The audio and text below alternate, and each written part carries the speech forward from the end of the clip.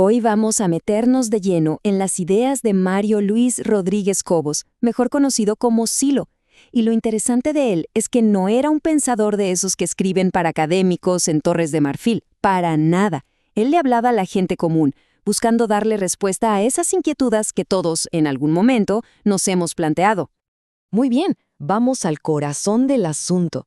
Toda su filosofía arranca con una pregunta que, la verdad, nos toca a todos. ¿Alguna vez se han puesto a pensar de dónde viene ese impulso? Esa urgencia por transformar las cosas, por ser mejores, por crear un mundo más justo. ¿Por qué no nos quedamos quietos y ya? Bueno, la respuesta de Silo es súper directa y al mismo tiempo muy profunda. No es un simple capricho o un deseo pasajero. Es una necesidad que nace de nuestra propia condición humana. ¿Por qué? Porque sabemos que nuestro tiempo aquí es limitado, que no somos eternos, y porque experimentamos el dolor y el sufrimiento. Esa conciencia de nuestra propia finitud, de ese final, es el verdadero motor que mueve la historia y que nos impulsa a cambiar. Pero aquí, justo aquí, es donde la cosa se pone fascinante. Frente a este dolor, a este sufrimiento, Silo no propone que nos resignemos, propone un giro total, algo que nos distingue de cualquier otra especie en el planeta. El increíble poder de la conciencia humana para imaginarse y proyectarse hacia el futuro. Y ese giro tiene un nombre clave: intencionalidad. Pero a ver, ¿qué significa esto? No es simplemente tener un deseo vago, como decir ojalá pasara tal cosa. No, para Silo, la intencionalidad es una fuerza activa. Es la conciencia poniéndose en marcha hacia un futuro que elige, con el propósito claro de transformar la realidad y de paso transformarse a sí misma. Y aquí el contraste es clarísimo. Por un lado está la idea de que somos seres pasivos, casi como animalitos que solo reaccionan a lo que les pasa, movidos por el pasado o por supuestas leyes naturales. Silo dice no, basta de vernos así. Él nos propone vernos como seres intencionales, como verdaderos actores de la historia. Seres que no solo reaccionan, sino que actúan, que eligen un futuro y se mueven para construirlo, cambiando incluso su propia naturaleza en el camino. Claro, esta capacidad de elegir nos pone siempre en una encrucijada. Como lo describe Silo de una forma muy poética, en cada momento, tanto a nivel personal como social, estamos eligiendo entre dos caminos. El camino del sí, que es el de crear, el de construir, el que busca superar el sufrimiento. Y el camino del no, que es el del resentimiento, la destrucción, la venganza, que al final lo único que hace es echarle más leña al fuego del sufrimiento. Perfecto. Entonces, ya tenemos el panorama, el sufrimiento como el problema y la intención como la herramienta principal. Ahora, la pregunta es, ¿y cómo se aplica todo esto en la vida real? Bueno, Silo lo organiza en lo que llamó un nuevo humanismo, que es básicamente un marco para la acción tanto personal como social. Entonces, ¿qué significa realmente ser un humanista desde esta perspectiva? Y ojo, que no se trata de ponerse una etiqueta intelectual y ya está. Es una postura activa, una forma de pararse frente a la vida y frente al mundo. Significa, en concreto, vivir de acuerdo con estos 6 principios.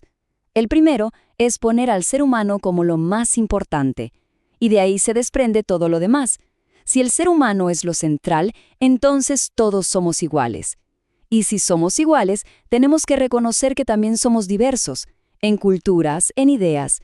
Por eso, también se defiende la libertad de pensamiento y, algo que es crucial y no negociable, el rechazo a toda forma de violencia, no solo la física, sino también la económica, la racial, la religiosa, todas. Y en este punto de la no violencia, Silo no andaba con rodeos, Era inflexible. No es una táctica que se usa cuando conviene, es el fundamento de cualquier cambio que quiera ser real y duradero. Con esta pregunta, nos lanza un desafío tremendo. Si para cambiar las cosas se usan los mismos métodos violentos de los opresores, ¿en qué nos estamos convirtiendo? ¿Realmente estamos creando algo nuevo o solo estamos cambiando de lugar en el mismo ciclo de violencia de siempre?